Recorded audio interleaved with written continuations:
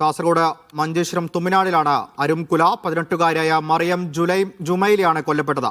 പിതാവ് ഉമർ ഫാറൂഖിനെ പോലീസ് കസ്റ്റഡിയിലെടുത്തു. ഷഫീഖ് നസറുള്ള ചേരുന്നുണ്ട്. ഷഫീഖ്, എന്താണ് അക്രമത്തിന് കാരണം? പിതാവിനെ പോലീസ് കസ്റ്റഡിയിലെടുത്തോ? ഇൻക്വസ്റ്റ് നടപടികൾ ആരംഭിച്ചോ?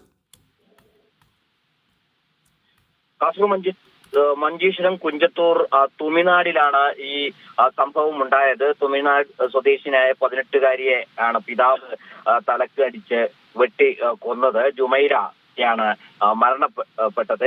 ഇതിൽ പിതാവ് ഇപ്പോൾ ഉമർ പോലീസിന്റെ കസ്റ്റഡിയിലുണ്ട്. ഈ സംഭവം നടക്കുന്നത് ആളുകളുടെ ഇടയിൽ വെച്ച് തന്നെ അത് സംഭവത്തിന് ദൃക്സാക്ഷികളുണ്ട്. അവർ തന്നെയാണ് ഉമറിനെ പിടികൂടി പോലീസിന് കൈമാറിയത്.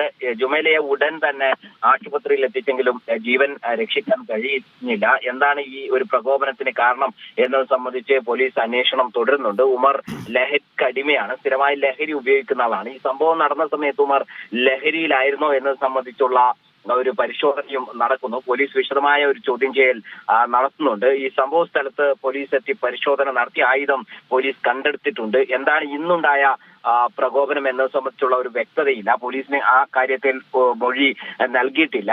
ഈ സംഭവത്തിന് ദൃക്സാക്ഷികളായ ആളുകളിൽ നിന്നും പോലീസ് മൊഴി രേഖപ്പെടുത്തുന്നുണ്ട്. മകളെ സ്ഥിരമായി മർദ്ദിക്കാറുണ്ട് എന്നാണ് ഇപ്പോൾ നമുക്ക് പരിസരവാസികളിൽ നിന്നും അടുത്ത ബന്ധുക്കളിൽ നിന്നും ലഭ്യമാവുന്ന വിവരം.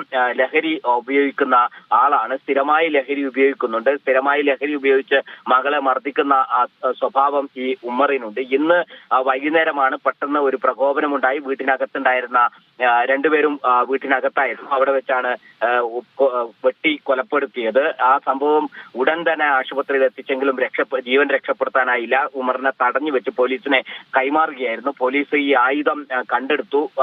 ലഹരി സമയത്ത് ഉപയോഗിച്ചിട്ടുണ്ടോ എന്നതടക്കമുള്ള പരിശോധനകൾ നടത്തും എന്നാണ് മഞ്ചേശ്വരം പോലീസ് പറഞ്ഞത്. മഞ്ചേശ്വരം പോലീസ് ഈ സംഭവത്തിൽ വിശദമായ ഒരു അന്വേഷണം ആരംഭിച്ചിട്ടുണ്ട്. ഷഫീഖ്, അക്രമം നടക്കുമ്പോൾ വീട്ടിൽ മറ്റാരും ഉണ്ടായിരുന്നില്ലേ? വീട്ടിൽ ആളുകളുണ്ട്. ആളുകൾ ഉണ്ടായിരിക്കെ തന്നെയാണ് ഈ സംഭവം നടന്നത്. ആ പ്രകോപനത്തിനിടയിൽ രക്ഷപ്പെടുത്താൻ കഴിഞ്ഞില്ല എന്നാണ് നമുക്ക് മനസ്സിലാവുന്നത്. ഈ വെട്ടിയ ഉടൻ തന്നെ ചോര വാർന്നൊഴുകി മരണം സംഭവിക്കുകയായിരുന്നു. ആ വീട്ടിൽ ആ മുറി സംഭവം നടന്നെടുത്ത് ആകെയും രക്തം ഇങ്ങനെ തടം കെട്ടി നിൽക്കുന്നുണ്ട്. ഉടൻ തന്നെ അവിടെ ഉണ്ടായിരുന്ന ആളുകൾ ജുമൈലയെ ആശുപത്രിയിലേക്ക് കൊണ്ടുപോയിരുന്നു. പക്ഷേ ജീവൻ രക്ഷപ്പെടുത്താൻ കഴിഞ്ഞില്ല. അതോടൊപ്പം തന്നെ ഈ അക്രമം നടത്തിയ ഉമറിനെ തടഞ്ഞു വെക്കുകയും പോലീസിന് കൈമാറുകയും ചെയ്തു. പോലീസ് ാണ് ഈ ആയുധം കണ്ടെടുത്തത്.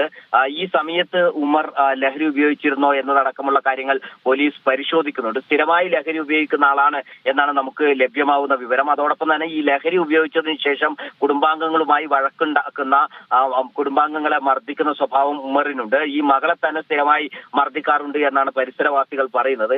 പക്ഷേ ഇന്ന് ഈ വൈകുന്നേരം എന്താണ് സംഭവിച്ചത്, എന്തായിരുന്നു അതിന്റെ പ്രകോപനം എന്നത് സംബന്ധിച്ചുള്ള ഒരു കൃത്യത ഈ ബന്ധുക്കൾക്ക് ഇല്ല.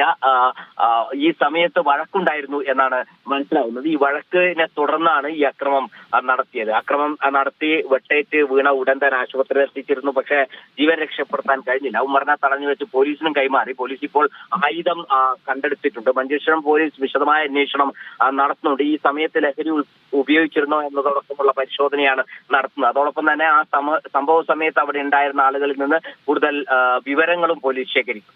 ശരി.